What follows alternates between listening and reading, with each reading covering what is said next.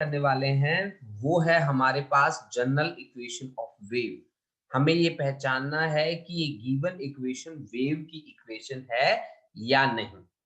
देखो बच्चा, हमारे पास यहाँ अगर मैं देखूं तो मैंने एक ट्रांसवर्स वेव आपके सामने रिप्रेजेंट करी है, जिसमें वेव की जो डायरेक्शन है और पार्टिकल के मोशन की या उसके ऑसिलेशन की जो डायरेक्शन है वो दोनों एक दूसरे के क्या है, परपेंडिकुलर है। अगर आप यहाँ ध्यान से देख पा रहे हैं तो आपका पार्टिकल कुछ इस तरह से मूवमेंट करता है और आपकी जो वेव है वो कुछ इस तरह से मूवमेंट करती है। ठीक है, तो दोनों के बीच एंगल कितना बनता है, 90 डिग्री। 90 डिग्री यानी कि परपेंडिकुलर, इन दोनों के बीच का क्या है, मोशन है, परपेंडिकुलर है ये एक दूसरे के। ठीक है, 90 डिग्री का एंगल बनता है। डायरेक्शन ऑफ वेव और डायरेक्शन ऑफ डिस्टर्बेंस या डायरेक्शन ऑफ पार्टिकल, ठीक है, तो दोनों के बीच एंगल कितना है, 90 डिग्री है। यहाँ अगर आप एक बात ध्यान से देख पा रहे हैं तो वाई डिस्प्लेसमेंट किस पे डिपेंड करता है। अगर आप देखें तो y आपने कहा कि y जो डिस्प्लेसमेंट है दैट डिपेंड्स ऑन x पे, तो डिपेंड करेगा ही करेगा। y डिपेंड्स ऑन मुझे जहां तक दिख पा रहा है एक x पे यानी कि आपका पार्टिकल कितने डिस्टेंस पे है, x पे यानी कि यहां से लेकर आपका पार्टिकल कितने डिस्टेंस पे, यहाँ पे है, यहाँ पे है, यहाँ पे है, यहाँ पे है, कहाँ पे है, x मतलब डिस्टेंस पे डिपेंड करता है।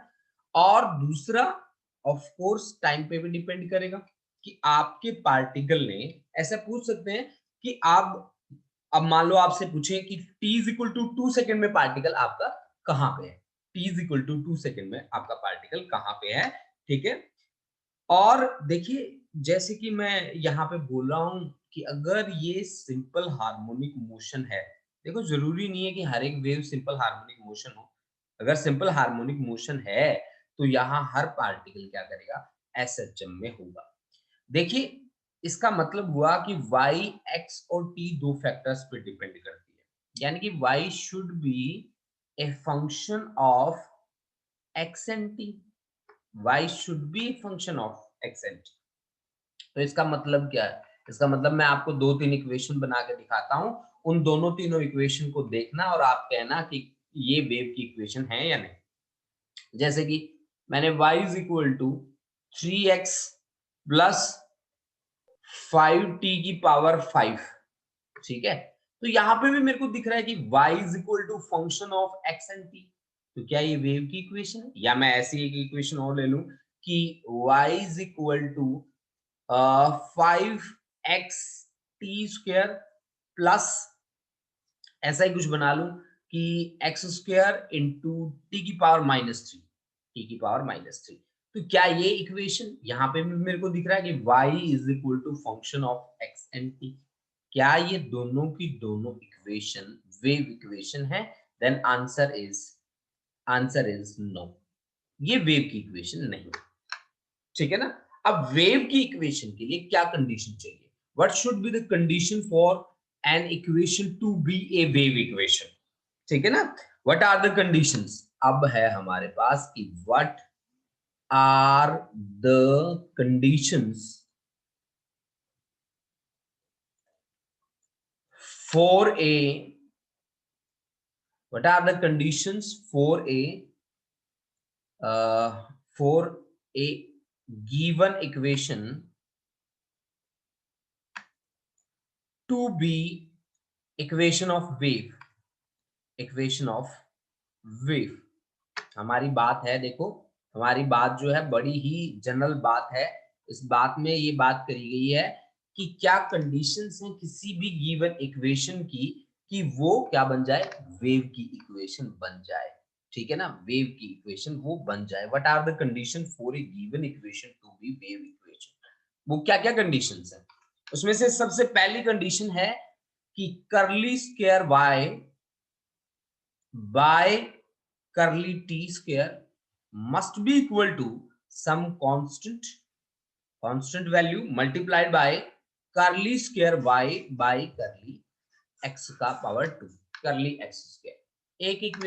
एक कंडीशन तो ये है कि इस इक्वेशन को सेटिस्फाई करना चाहिए। यहाँ पे जो कांस्टेंट है वो सिंपल हार्मोनिक मोशन वाला कांस्टेंट नहीं होगा बच्चा, कांस्टेंट वैल्यू आएगी उसकी। ठीक है, ये बात आप याद रखना कि what are the conditions for a given equation to be equation of wave. तो पहली कंडीशन है curly square y by curly t square is equal to constant curly square y by curly x square. मैं आपको बता दूं कि करली जो है ना, यहाँ पे ये करली है, ये है पार्शियल डेरिवेटिव, पार्शियल डेरिवेटिव, ये पार्शियली काम करेगा बच्चा पलटे, पार्शियल डेरिवेटिव है, पार्शियली काम करेगा। पार्शियली मतलब आप विद रिस्पेक्ट टू टी कर रहे हो ना, तो ये विद रिस्पेक्ट टू टी काम करेगा। अगर विद रिस्पेक्ट टू एक्स काम कर रहे हो तो विद रिस्पेक्ट टू एक्स ही काम करेगा। जबकि छोटे वाला जो डी होता है ना, ये होता है बेटा total derivative, total derivative, total derivative, ठीक है ना, ये होता है बच्चा टोटल डेरिवेटिव। अगर डी आ जाए करली की जगह तो टोटल डेरिवेटिव होगा। एक कंडीशन तो ये होगी बेटा कि ये इक्वेशन सेटिस्फाई करना चाहिए, और दूसरी कंडीशन क्या है कि y should be defined, y should be defined for all values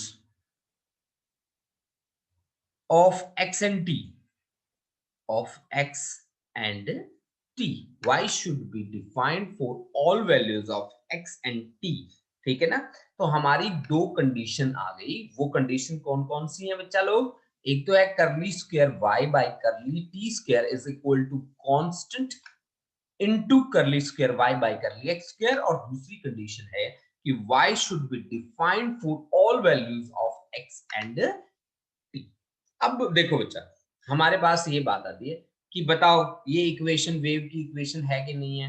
अब इक्वेशन कैसी दी है हमें? मान लीजिए कि ये इक्वेशन दे रखी है, कैसी? y is equal to a sin omega t, ये इक्वेशन दे रखी है y is equal to a sin omega t। आपसे पूछा कि बताइए ये इक्वेशन वेव की इक्वेशन है कि नहीं है।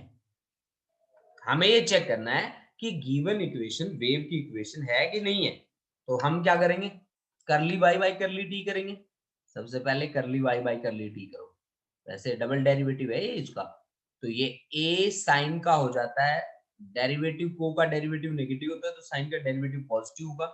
विद रिस्पेक्ट टू t किया है तो t का मल्टीप्लायर है ओमेगा, तो ओमेगा आ जाएगा a omega cos omega t, a omega cos omega t, ये हमारे पास आ गया पहला डेरिवेटिव।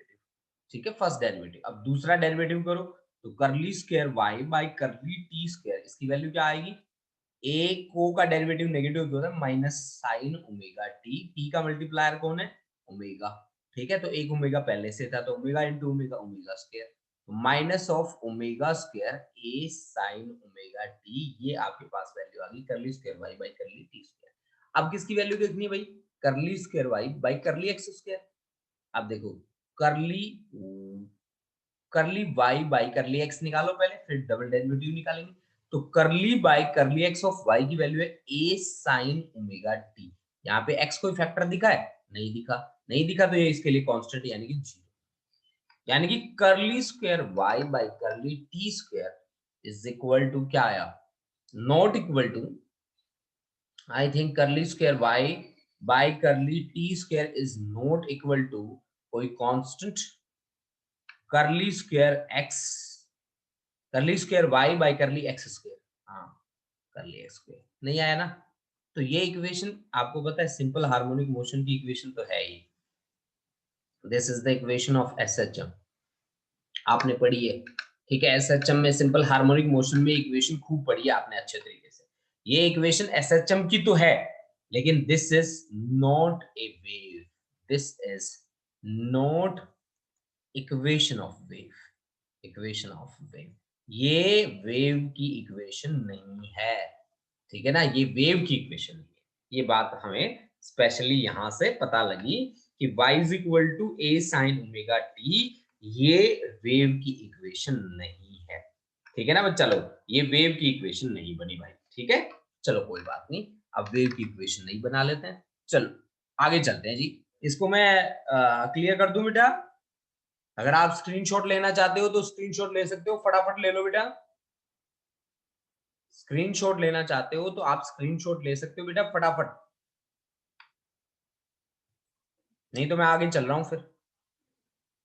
चलूं बच्चों? हाँ जी, ठीक है बेटा, ठीक है। ये लो बच्चा, क्लियर किया हमने और बढ़ते हैं आगे। अब मान लो आपको एक एग्जांपल दे रखा है, y इज इक्वल टू, आपको ये एग्जांपल दिया बच्चा लोग, a sine omega t minus k x. ये प्लेन प्रोग्रेसिव वेव होती है बेटा, plane progressive harmonic wave. Sine है ना, यहाँ पे साइन है तो हार्मोनिक होगा ना। तो ये इक्वेशन है आपके पास, plane progressive harmonic wave, harmonic wave की इक्वेशन है बच्चा ये, ठीक है ना। अब आपको ये बताना है कि क्या ये एक वेव की इक्वेशन है। मैं आपको बता दूं, आंसर इज यस, हाँ जी है ये, ठीक है। लेकिन हमें प्रूव कैसे करना है, आपको पता है? Prove it, this is the equation of a wave. Prove कैसे करेंगे बताओ? प्रूव करने के लिए curly square y by curly t square must be equal to some constant multiplied by curly square y by curly x square. ये बात आनी चाहिए कि नहीं आनी चाहिए? बिल्कुल आनी चाहिए। तो y should be defined for all values of x and t, ये x एंड t की ऑल वैल्यूज के लिए डिफाइन भी होना चाहिए। दोनों बातें होनी चाहिए ना, है ना? ठीक है जी, ठीक है। अब देखो इसको कैसे सॉल्व करेंगे। पहले तो करली square y by curly t square निकाल लो जी, चेक कर लो। तो करली y बाय करली t क्या होगा बताओ? करली y बाय करली t हो जाएगा a साइन का हो जाएगा cos omega t minus k x. हो गया? अच्छा हो गया जी, ठीक है। अब देखो जी, विद रिस्पेक्ट टू t चला है ना, तो t वाला कंपोनेंट देखो कौन है। t का कंपोनेंट है ओमेगा, तो ओमेगा मल्टीप्लाई कर दिया, ठीक है। तो करली square y by curly t square निकालो। करली square y by curly t square हो जाएगा माइनस ए साइन का हो जाएगा, कोस का हो जाएगा minus sine omega t minus a x, और t का मल्टीप्लायर ओमेगा, तो ओमेगा इंटू ओमेगा स्क्वायर। तो ये बन गया भाई आपके पास minus of omega square into a sine omega t minus k x. हो गया जी, हो गया। तो ये है आ गया आपका curly square y by curly t square, बन गया। एक तो आ गई जी बात हमारे पास, इक्वेशन नंबर 1 मान लो। अब इसका करली बाई बाई करली एक्स निकालो बच्चा पार्टी। तो ये आ गया जी, ए साइन का हो गया कोस omega t minus k x. अब किसके विद रिस्पेक्ट है? एक्स के विद रिस्पेक्ट। एक्स, एक्स का मल्टीप्लायर कौन है? के। तो ये माइनस के आपका बाहर आ गया जी। तो डबल डेरिवेटिव लो, curly square y by curly x square. तो ये आ गया, को का डेरिवेटिव नेगेटिव होता है तो माइनस ए साइन कोस का होता है sign omega t minus k x, ठीक है। और माइनस के का इंटू के, एक और आ जाएगा, एक्स का multiplier minus k minus k minus k plus k आ गया। तो ये आपके पास आ गया जी minus k square into a sine omega t minus k x आ गया जी। तो ये आ गया curly square y by curly x square, equation number second. अब इक्वेट कर लो जी दोनों को। तो आपके पास curly square y by curly t square, इसको डिवाइड कर दो किसके साथ?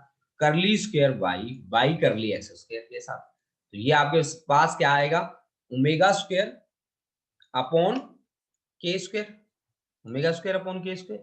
ओमेगा की वैल्यू भी कांस्टेंट, के की वैल्यू भी कांस्टेंट। यानी कि इसका मतलब क्या है? Curly square y by curly t square divide by curly square y by curly x square. इसकी वैल्यू क्या आ रही है? कांस्टेंट। ओमेगा की वैल्यू कांस्टेंट, के की वैल्यू कांस्टेंट। तो इसका मतलब क्या हुआ?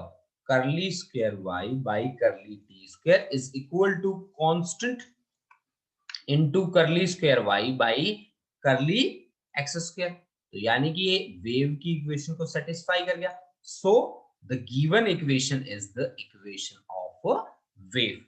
So given equation is the equation of wave. मेरी बात आपको समझ में आई कि आपको कोई भी इक्वेशन दे रखी हो, उसका double derivative with respect to t और विद रिस्पेक्ट टू एक्स निकालना है। अगर उनकी कांस्टेंट वैल्यू बन जाए तो वो इक्वेशन किसकी इक्वेशन होगी?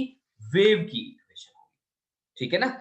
अब देखो बच्चा, हमारे पास ये जो इक्वेशन है ना, जो आपको मैंने बताई है कि curly square y by curly t square must be equal to some constant multiplied by curly square y by curly x square.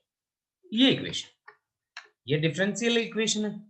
अब आप बार बार अगर ऐसे करके देखोगे तो आई थिंक दुखी हो जाओगे, है ना। तो इसका कोई ना कोई सॉल्यूशन तो बनाना बनता है ना। तो भाई इसका सॉल्यूशन ये है कि अगर आपके पास कोई गिवन इक्वेशन इस फॉर्म में हो तो वो भी वेव की इक्वेशन होगी, y is equal to F of ax plus minus bt। अगर इस फॉर्म में आपको इक्वेशन दे रखी है जहां पे a और b आपके कांस्टेंट है, अगर इस फॉर्म में इक्वेशन दे रखी हो तो वो इक्वेशन भी किसकी इक्वेशन होती है, वेव की इक्वेशन होती है। ये लो जी, इसको बॉक्स में भी बंद कर देते हैं, है ना। ये देखो बच्चा पार्टी, तो ये जो इक्वेशन है ये भी वेव की इक्वेशन है।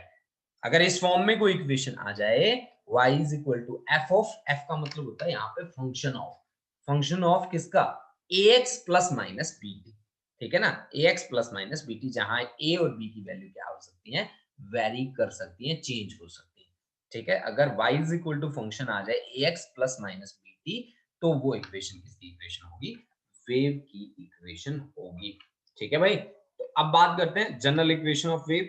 जनरल इक्वेशन ऑफ वेव आपके पास मैंने अभी भी लिखी है, ठीक है। यानी कि आपके पास इस तरह की वेव आएंगी। मैं यहां पे दोबारा से स्टार्टिंग करता हूं, general equation of wave. General equation of wave आपके सामने है, कौन सी, ये है general equation of wave, y is equal to function of ax plus bt। तो देखिए यहाँ पे आपके सामने जो इक्वेशंस आएंगी वो कुछ इस तरह से आएंगी भी बच्चा लोग। y इज इक्वल टू जैसे आ गया a साइन, जैसे कि के x plus minus omega into T, ठीक है। इस तरह की इक्वेशंस आपको मिल जाएंगी, या प्लस माइनस एंगल भी जुड़ सकता है इसमें, कोई 5 फेज डिफरेंस भी ऐड हो सकता है, या ये भी आ सकती है y is equal to a sine k x plus minus omega t. ये तो इस बात को सेटिस्फाई करगी a x plus b t वाली को, और प्लस माइनस एंगल आपका फाई या फेज डिफरेंस आप कह सकते हैं, कोई भी एंगल हो सकता है, यहाँ पे हो सकता है ना, ठीक है। अब देखो, अब आपको पूछा जाएगा कि क्या ये इक्वेशंस, गिवन इक्वेशंस वेव की इक्वेशन है, ठीक है। एक तो जनरल इक्वेशन ऑफ वेव आपके पास ये आ गई नंबर 1। दूसरी बात क्या होती है भाई, दूसरी बात ये होती है कि y should be defined for all values of x and t, y should be defined for all values of x and t। देखना बच्चा, ये दो बातें याद रख के चलना, इसमें कॉन्सेप्ट में आप कहीं पे भी नहीं अटकोगे। जैसे कि एग्जांपल लेता हूं, फर्स्ट एग्जांपल लेता हूं, y इज इक्वल टू, मान लीजिए मैंने लॉगरिथम में ले लिया log of 3x plus 5t square, 5t square, 3x plus 5t square, ठीक है ना जी, 3x प्लस 5t स्क्वायर। तो आप ये देखो कि आपको जो y है वो ax plus b into t, हाँ बात बन रही है, ax प्लस बी टी। तो क्या ये एक वेव है, नहीं जी ये वेव नहीं है, ठीक है। मैं आपको एक बात बता दूं कि क्या ये वैल्यू नेगेटिव नहीं हो सकती, 3x plus 5t square, this may be less than 0, हो सकती है ना। लेस देन 0 मतलब ये नेगेटिव हो सकती है, हमें थोड़ी ना पता इसका x और t का, हमें तो नहीं पता ना भाई। तो ये नेगेटिव हो सकती है, और नेगेटिव वैल्यूज लॉगरिथम के अंदर कभी भी डिफाइन नहीं होती। लॉग के अंदर, लॉग तभी डिफाइन होता है जब इसके अंदर पॉजिटिव वैल्यू हो। तो जरूरी थोड़ी ना है कि 3x प्लस 5t स्क्वायर आपकी पॉजिटिव ही है, ये it can be less than 0 ना, लेस देन 0। तो ये मतलब श्योर नहीं है हम कि ये वेव की इक्वेशन है, then this is not a wave, not a wave equation, ये वेव की इक्वेशन नहीं है फिर, ठीक है। क्योंकि हम श्योर ही नहीं है भाई 3x plus 5t square can be less than 0, और लॉगरिथम पॉजिटिव वैल्यू के लिए डिफाइन होता है, नेगेटिव के लिए डिफाइन ही नहीं होता। अच्छा चलो ठीक है, ये तो हम इससे बच के निकल गए। दूसरा लेते हैं जी, y is equal to 1/5x plus 2t, ये आपके पास लेंगे। अब आप मेरे को एक बात बताओ कि ये वैल्यू, ये y is equal to function of ax plus bt, ax plus bt, चलो इसकी पावर -1 आएगी, कोई बात नहीं, ax प्लस bt की फॉर्म तो है ना? लेकिन क्या ये ऑल वैल्यूज के लिए डिफाइन है? जैसे कि मान लो फॉर एग्जांपल अगर मैं ले लूं क्या 5x प्लस 2t को 0, 5x प्लस 2t को 0 ले लूं, तो y इज इक्वल टू 1/0। तो भाई दिक्कत आ गई ना, प्रॉब्लम आ गई ना, 1/0, 1/0 तो अनडिफाइंड होता है ना शायद, है ना? तो अनडिफाइंड होता है 1/0, तो फिर आपके पास ये इक्वेशन भी वेव की इक्वेशन नहीं है जो सेकंड मैंने आपको प्रोवाइड करी है, ठीक है ना? सेकंड जो मैंने आपको प्रोवाइड करी है ये भी इक्वेशन आपकी वेव की इक्वेशन नहीं है। चलो थर्ड पे आते हैं भाई, अब बहुत देर होगी, एक इक्वेशन वेव की इक्वेशन बना दें। चलो देखते हैं, मैंने एक इक्वेशन बनाई y is equal to e की power minus of x minus v into t और इसका होल स्क्वायर, ठीक है? अब ये पूछा कि ये वेव है कि नहीं है, ठीक है? अब इसकी values x minus we T की वैल्यूज हम मान लेते हैं कि x माइनस वी टी जो है वो 0 है, ठीक है ना? e की पावर 0 मतलब 1, किसी की पावर 0 होता है वो वैल्यू 1 आ जाती है। मान लो कि x minus we T approach करता है इंफिनिटी को, e की पावर माइनस इंफिनिटी, ठीक है? e की पावर इंफिनिटी, तो इंफिनिटी वैल्यू आ जाएगी, माइनस आएगा तो नीचे चला जाएगा, ठीक है? माइनस तो आएगा ही आएगा। x माइनस वी टी की पावर अप्रोच कर सकती है माइनस इंफिनिटी को, ठीक है?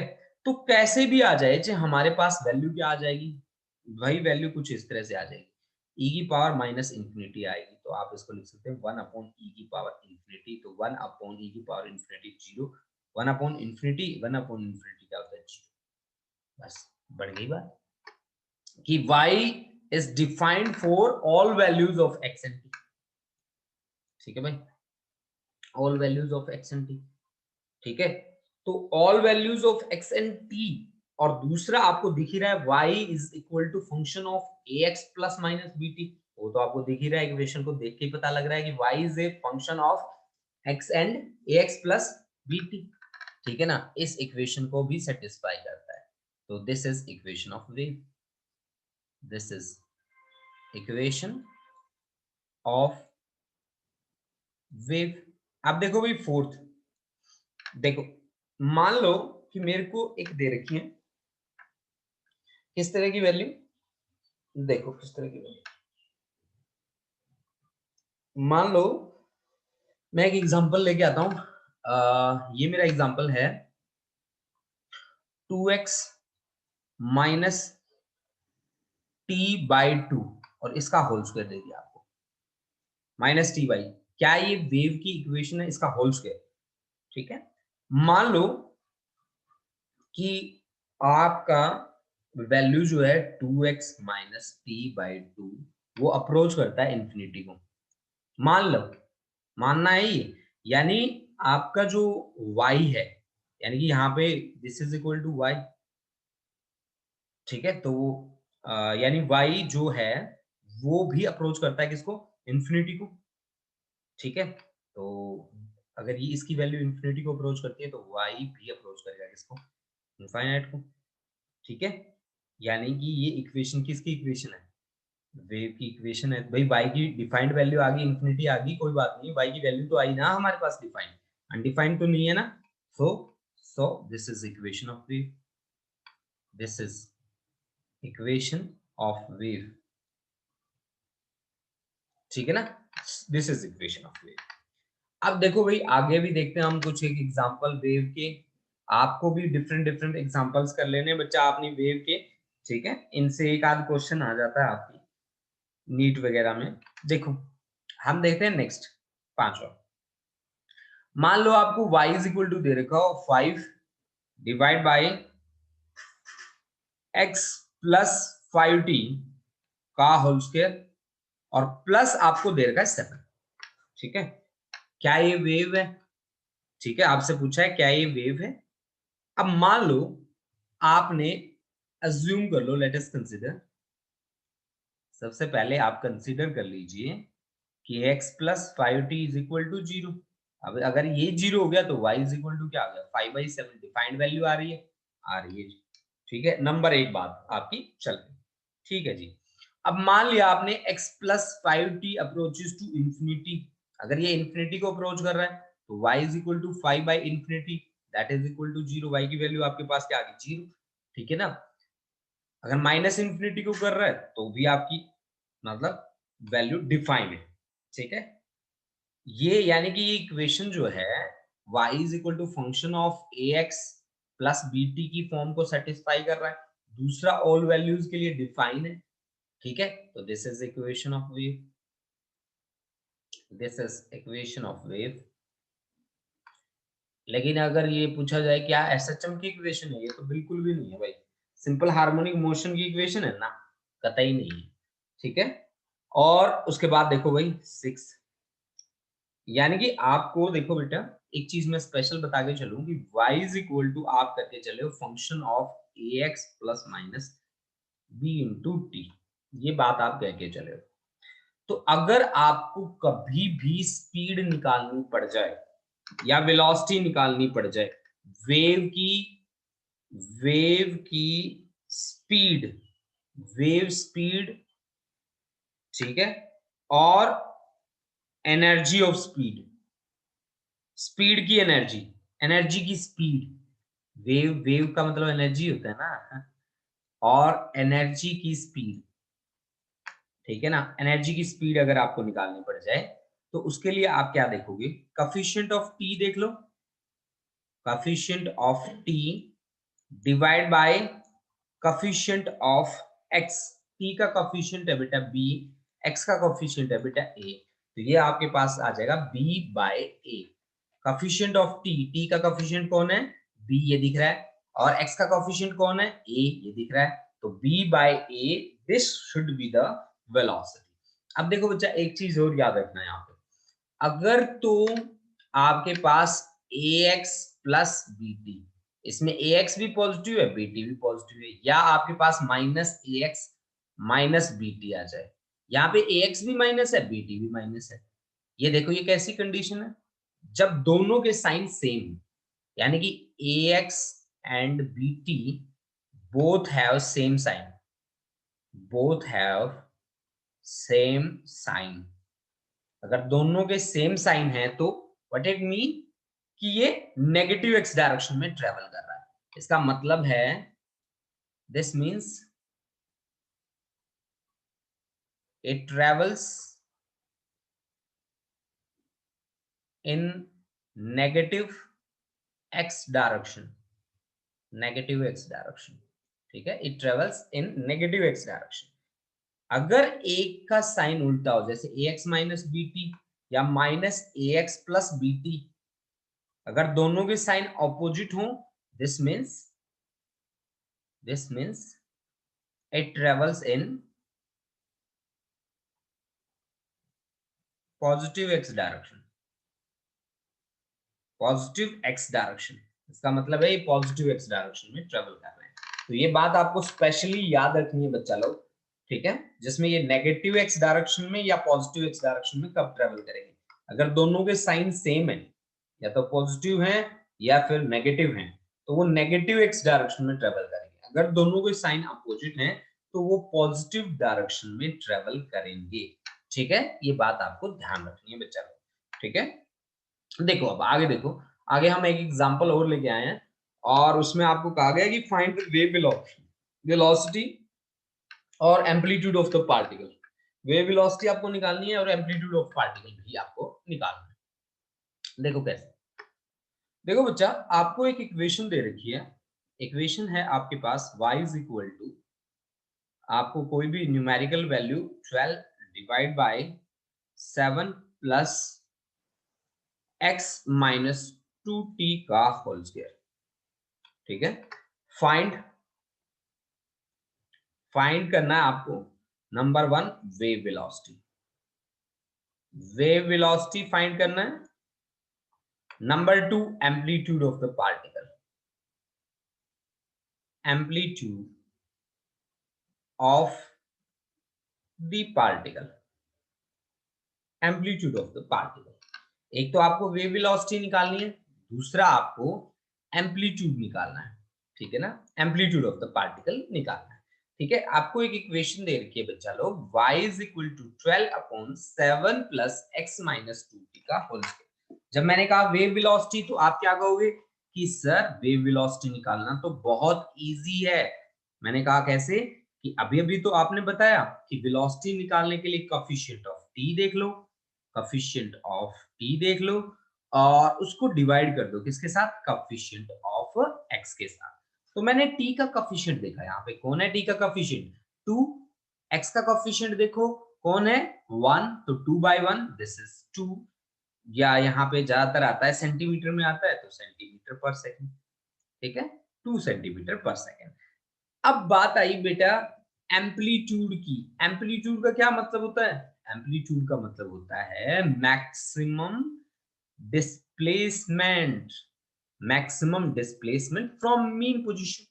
अब मैक्सिमम डिस्प्लेसमेंट का मतलब क्या है कि value of y should be maximum, maximum होना चाहिए। अब देखो बच्चा यहाँ पे मैं 7 माइनस 1 नहीं करता या माइनस ही करता कुछ ना कुछ वैल्यू, लेकिन आप मेरे को बताओ कि स्क्वायर में मैं अगर माइनस भी रखूंगा तो वो प्लस होके निकलेगी ना, ये ऊपर स्क्वायर है ना, है ना, तो इसकी कम से कम वैल्यू क्या ले सकता हूं मैं, 0।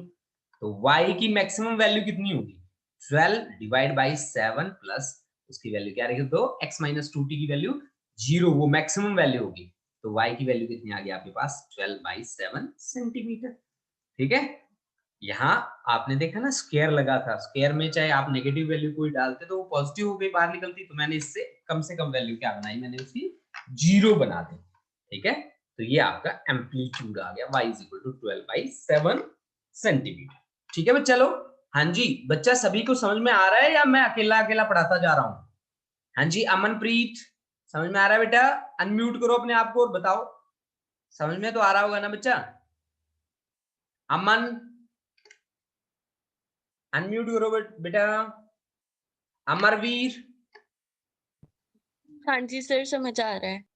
हरलीन, यस सर आ रहा है समझ। ईशान, सर मैक्स डिस्प्लेसमेंट वाला एक बार फिर समझा दो। हाँ जी वो मैं दोबारा करा दूंगा बेटा कोई बात नहीं। अच्छा बाकी समझ में आ रहा है। हाँ जी sir. Ishdeep Singh, yes sir. Kanwal, yes sir. Khushdeep, yes sir. Very good बहुत बढ़िया। और खुशदीप के बाद है Maninder,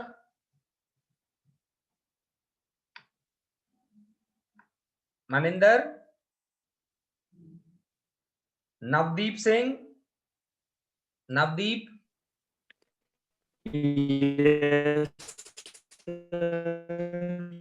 पाहुल Preet, yes Pahul, Prince, Prince, yes sir. Romika, yes sir. ठीक है बेटा, रोमिका, यस सर। सहज,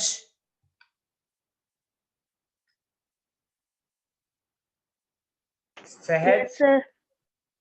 और वंशिका। Yes sir. चलो बहुत बढ़िया बात है बेटा। अब आगे बढ़ते हैं बच्चों इससे। मैं हाँ एम्पलीट्यूड बताना भूल गया था। एम्पलीट्यूड में देखो बच्चों यहाँ पे मेरी जो इक्वेशन थी वो थी y is equal to 12/7 plus x minus 2t का होल स्क्वायर, ये थी ना।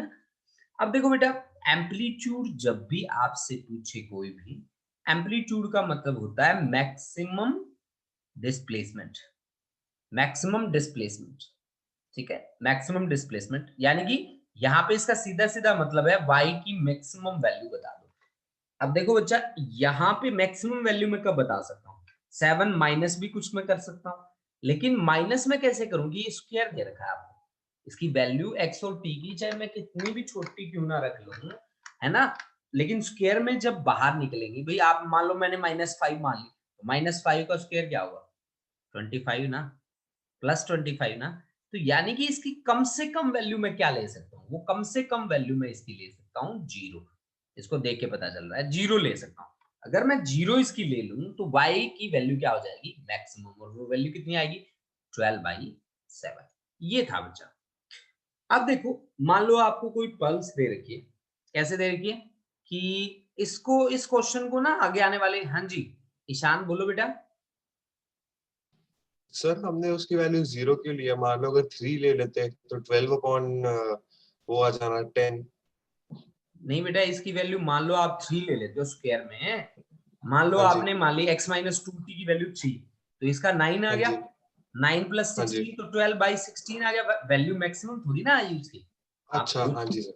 आप सोच के देखो कि y को मैक्सिमम करने की हमारे पास एक ही कंडीशन है कि इसको 0 कर दें, है ना? ठीक है ना बच्चा? हाँ जी सर। जी। अब देखो बेटा, अब हमारे पास नेक्स्ट क्या है? देखो नेक्स्ट जो लेके आया हूं ना बच्चा, मैं उसको दो तरह से आपको सोल्व करके दिखाऊंगा। एक तो है थोड़ा सा मैं कॉम्प्लिकेशंस बना के आपको सोल्व करके दिखाऊंगा, और एक बिल्कुल इजीली भी सोल्व करके दिखाऊंगा। मान लो आपको कोई पल्स है, वो ऐसे दे रखी है, ये देखो। अरे 4 मैसेज आ गए। अच्छा मनिंदर, माइक वर्क नहीं कर रहा था, कोई बात नहीं, कोई बात नहीं। अच्छा प्रिंस, चलो बहुत बढ़िया। ठीक। देखो भाई, कोई पल्स है, उसकी इक्वेशन आपको दे रखी है, y = आपको एक दे रखा है 1/1 + x², जब टाइम t = आपका 0 है, when t = 0, जब टाइम t = 0, और y आपको दे रखा है 1/1 + x-1 का होल स्क्वायर, जब टाइम आपका कितना है? टाइम t = 2 सेकेंड दे रखा है आपको, तब की बात है।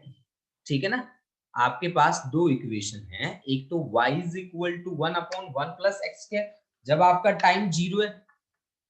ठीक है भाई, वेव आपकी चल रही है, मान लो आपने एक रस्सी में वेव बनाए, एक रस्सी ने, मतलब कैसे, ये देखो इस तरह से, मान लीजिए कि ये आपके पास एक रिजिड स्पॉट, ठीक है, ये यहाँ रिजिड स्पॉट बना दिया आपने,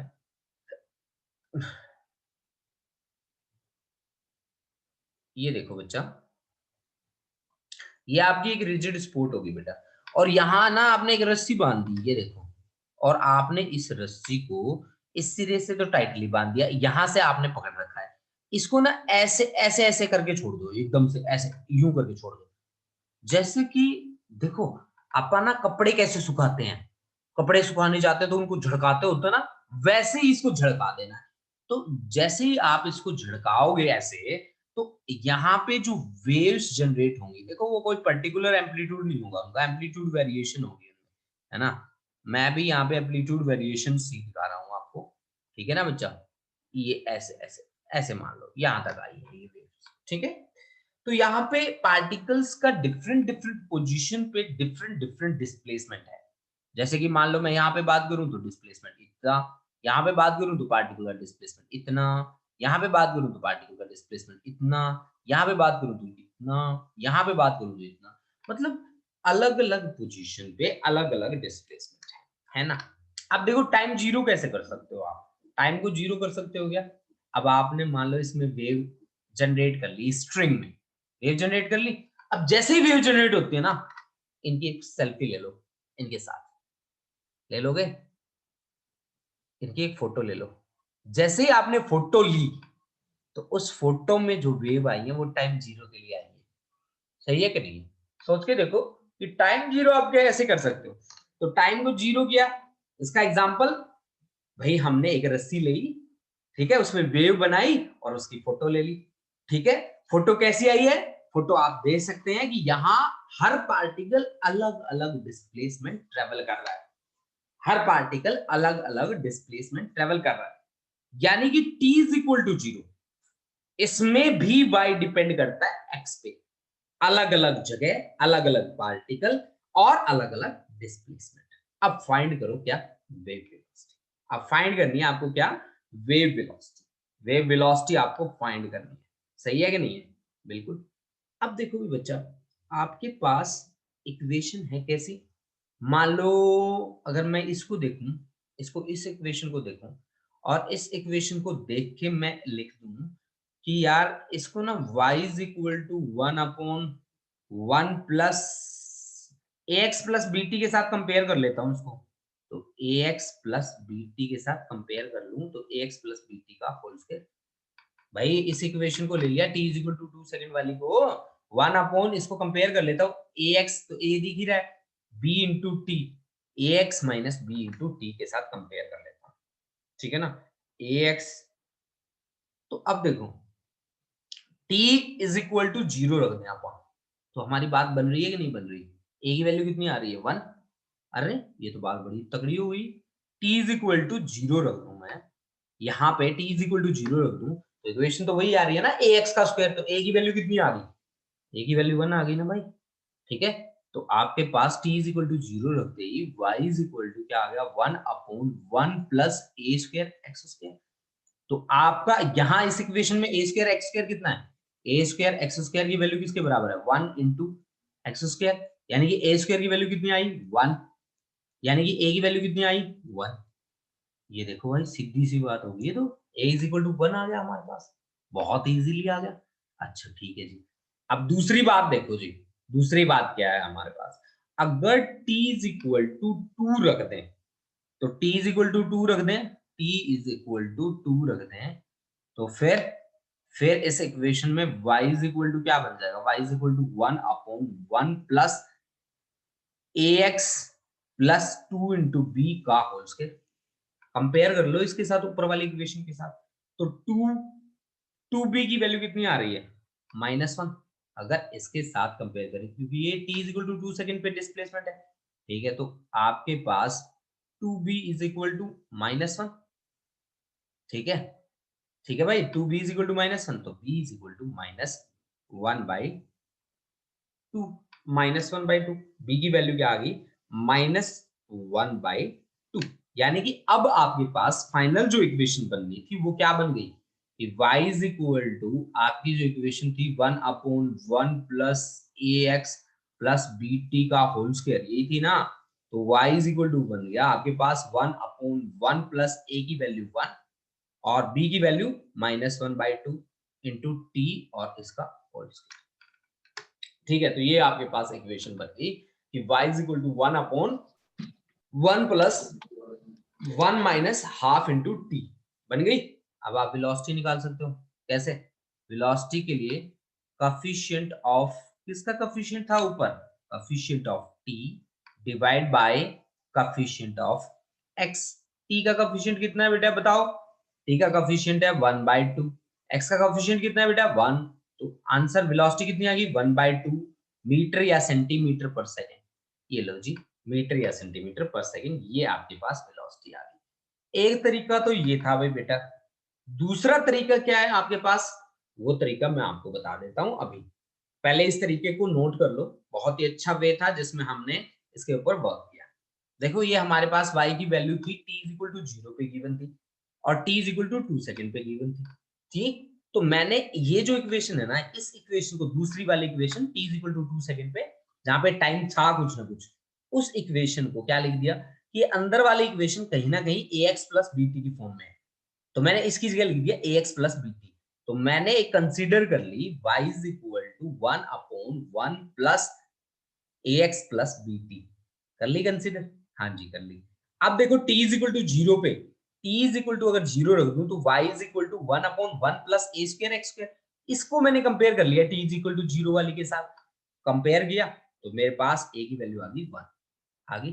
अब t is equal to 2 second पे आओ और t की वैल्यू 2 रखो, t की वैल्यू 2 रखते ही 2 वाली के साथ कंपेयर करो, कंपेयर करोगे तो b की वैल्यू क्या आ जाएगी -1/2।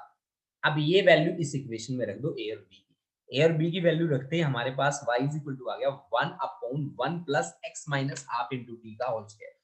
यहाँ से वेलोसिटी निकाल लो, वेलोसिटी क्या होती है coefficient of t divide by coefficient of x, t का कोफिशिएंट है हाफ, x का कोएफिशिएंट है 1, तो ये आ गया हाफ मीटर पर सेकंड या सेंटीमीटर पर सेकंड, ठीक है ना, मीटर पर सेकंड या सेंटीमीटर पर सेकंड, ये आपके पास आंसर आ गया, ठीक है जी। चलो हाँ जी, समझ में आ गया। चलो आगे बढ़ते हैं, इसका दूसरा तरीका भी करते हैं। देखो भाई, इसका आपको ये वैल्यू दे रखी थी y is equal to 1/1 plus x square, जब time t is equal to आपका 0 सेकेंड। दूसरा y is equal to 1/1 plus x minus 1 का होल स्क्वायर। हाँ जी अमरवीर बोलो बच्चा। सर ये जो आप जितने भी क्वेश्चंस करवा रहे हो, अगर हम होल स्क्वायर को ओपन कर दे तो एफ एक्स के साथ जो कोफिशिएंट है वो चेंज हो जाएगा, क्योंकि अगर हम x minus 1 whole square open करें तो साथ में 2x भी तो आ रहा है ना। देखो बच्चा यहाँ पे ना, ये जो आपको हमेशा ना इसी फॉर्म में चलना है। देखो ax प्लस bt, इस फॉर्म से बाहर नहीं निकलना आपको, ठीक है ना। यहाँ पे प्लस माइनस भी हो सकता है, यहाँ माइनस प्लस भी हो सकता है, कुछ भी हो सकता है। आपको हमेशा इन इक्वेशन में जो वेव मेंटेन करके चलनी है ना, वो इस फॉर्म में चलनी है, इससे बाहर नहीं निकलना आपको। अगर इसका होल स्क्वायर दे रखा है तो होल स्क्वायर अगर ओपन कर लोगे तो आपका y is equal to F of ax plus bt वाली कंडीशन सेटिस्फाई नहीं होगी, ठीक है। तो हमेशा ये कोशिश करनी है कि आप इसी फॉर्म में ही काम करें, इसको ओपन करके काम ना करें आप, ठीक है ना बच्चा। हाँ मेरी जी बात समझ सर, रहे ओके क्लियर। हैं? Yes sir. हाँ जी, हाँ हाँ जी, जी सर, आपको मैं इस फॉर्म से क्लियर बाहर हूँ। नहीं जाना, ठीक है। ये बात आपको याद रखनी है बेटा, ठीक है। अब देखो भाई बच्चों, मेरी बात आप समझ गए ना बेटा? Yes sir. ठीक है बेटा। देखो भाई, अब हम मान लेते हैं कि यहाँ पे जैसे कि y is equal to 1/1 plus x square, t is equal to 0, y is equal to 1/1 plus x minus 1 का whole square, t is equal to 2 से। दोनों कंडीशन में मान लो y इज इक्वल टू 1, यहाँ पे मान लो y इज इक्वल टू 1, मान लिया, तो x इज इक्वल टू क्या होगा, तो 1/1 प्लस एक्स स्क्वायर, यानी कि 1 plus x square is equal to 1, x is equal to क्या आ गया 0। यानी कि जब आपका time t is equal to 0 है, time t is equal to जब आपका 0 है, तो x भी आपका कितना है 0, यानी कि आप यहाँ पे बैठे हो, x इज इक्वल टू 0, ठीक है। अब देखो time t is equal to 2 second, t 2 second, y is equal to 1, तो 1/1 प्लस 1 प्लस x माइनस 1 का होल स्क्वायर। तो आप देखिए बच्चा कि 1 प्लस एक्स माइनस 1 का whole square is equal to 1, तो x इज इक्वल टू 1। तो जब टाइम यहाँ पे आ गया x इज इक्वल टू 1 और टाइम यहाँ पे आ गया 2 सेकेंड, ठीक है, यानी कि 2 सेकेंड में उसने कितना ट्रेवल किया 1 सेंटीमीटर। अब वेलोसिटी कैसे निकालेंगे, velocity is equal to distance upon time, distance upon time कितना है 2, यानी कि 0.5 मीटर पर सेकंड। ये देख लो आपका आंसर बन गया 0.5, पहले भी 0.5 ही आया था। तो आपके पास ये एक तरीका और भी हो सकता है जिससे आप इसको सॉल्व कर सकते हैं, ठीक है ना बच्चा लोग। तो आपको जो पसंद आए उस पर क्लिक कर लेना भाई, ठीक है, जो पसंद आए उस पर क्लिक कर लेना, ठीक है। आगे चलते हैं। देखो अब देखो भाई, बात होती है सिमेट्रिक की, सिमेट्रिक पल्सेस की। देखो सिमेट्रिक पल्स का क्या कॉन्सेप्ट है, कैसे काम करता है, देखिए इसके बारे में बात करते हैं। सिमेट्रिक पल्स, पल्स देखो यहाँ पे y की वैल्यू सेम रहती है x की प्लस और माइनस के लिए, यानी कि y of x is equal to y of minus x। ये बात है भाई बच्चा। देखो जैसे कि आपको ये दे रखी है एक वेव, मैं आपको बताता हूँ, एक सिंपल सा एग्जांपल देता हूँ। मान लीजिए ये और ये आपके पास है ओरिजिन, ठीक है। देखो बड़े ही अच्छे तरीके से बताता हूँ मैं आपको। ये आपके पास एक पल्स दे रखी है, ये देखो इस तरह से, ठीक है, और इसके ओरिजिन के उस साइड भी आपको एक पल्स गिवन है, वो इस तरह। अब मान लो x इज इक्वल टू -2 पे आपके पास इतनी वैल्यू है, x इज इक्वल टू -2 पे, और x इज इक्वल टू +2 पे भी इतनी वैल्यू है। ये देखो x इज इक्वल टू +2 पे भी इतनी वैल्यू है। भाई यहाँ पे मान लीजिए आपने कहा है कि सर जी यहाँ पे x इज इक्वल टू -2 है और यहाँ पे x इज इक्वल टू +2 है, तो y की वैल्यू तो दोनों के लिए सेम है ना बेटा। y की वैल्यू तो दोनों के लिए सेम है, आप देख लो, इतनी वैल्यू उसके लिए, इतनी वैल्यू इसके लिए, है ना। तो ये क्या है, सिमेट्रिक प्लस है। सिमेट्रिक का क्या मतलब होता है, यानी कि x की वैल्यू चाहे आप माइनस ले लो प्लस ले लो, y की वैल्यू आपके पास सेम रहती है। x की वैल्यू चाहे नेगेटिव लो चाहे आप पॉजिटिव लो, y remains same, y remains same. तो आप उसको क्या बोलते हैं, सिमेट्रिक पल्स बोलते हैं, सिमेट्रिक पल्स।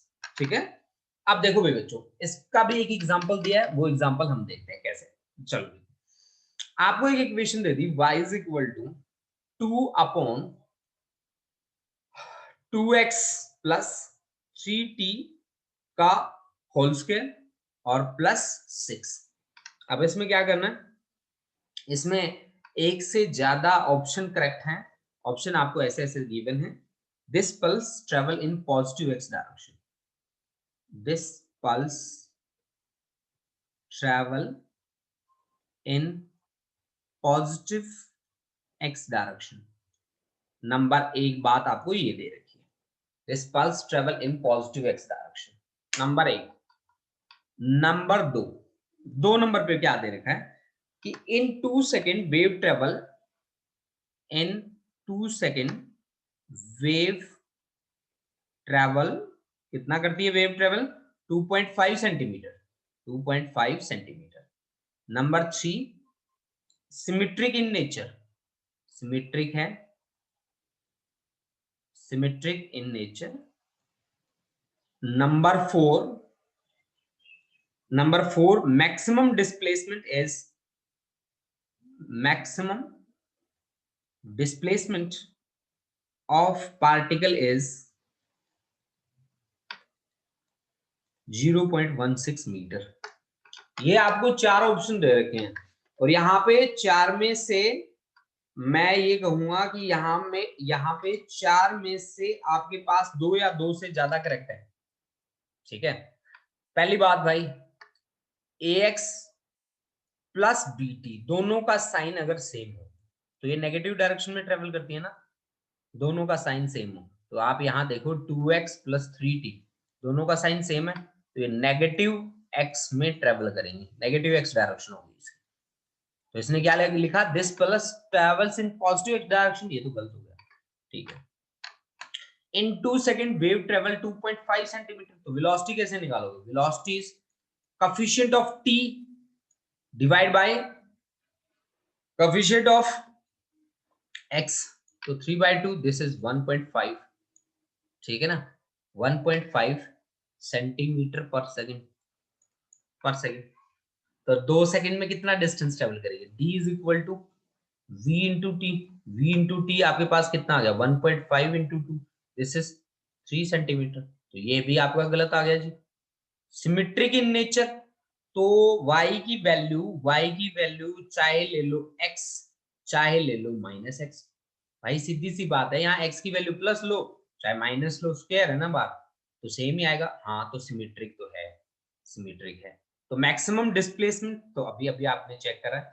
ठीक है, मैक्सिमम डिस्प्लेसमेंट ना चेक नहीं किया हमने। y is equal to maximum displacement, ये स्क्वायर वाली वैल्यू को क्या लेना पड़ेगा, 0। तो 2/6 यानी कि 1/3 यानी कि 0.33 सेंटीमीटर या मीटर जो भी होता, 33 सेंटीमीटर। तो ये भी आपका रॉन्ग आंसर है। तो यहाँ पे करेक्ट कितना है, केवल एक ही है, अरे एक ही आंसर करेक्ट है।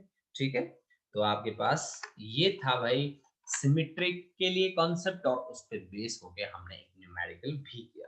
तो आज हमने सीखा है बच्चों एक जनरल इंट्रोडक्शन, जिसमें जनरल इक्वेशन ऑफ वेव लिखना हमने सीखा, उस पे हमने वेव की इक्वेशंस ढूंढना सीखा, उसमें हमने वेव वेलोसिटी निकालना सीखा, मैक्सिमम डिस्प्लेसमेंट और एम्पलीट्यूड के साथ काम करना सीखा, और सिमेट्रिक के साथ काम करना सीखा। तो आज के दिन में हमने इतना काम किया है। ठीक है, तो देखो बच्चों, नेक्स्ट लेक्चर में मिलते हैं कुछ एक नए कॉन्सेप्ट के साथ और नए एक न्यूमेरिकल्स के साथ। ये वेव वाला जो पार्ट है वो हमारा 7 to 8 डेज लेगा बेटा, बट बहुत ही ज्यादा इंटरेस्टिंग है, बहुत ही ज्यादा इम्पोर्टेंट है। तो जुड़े रहना और सीखते रहना। ठीक है, थैंक यू।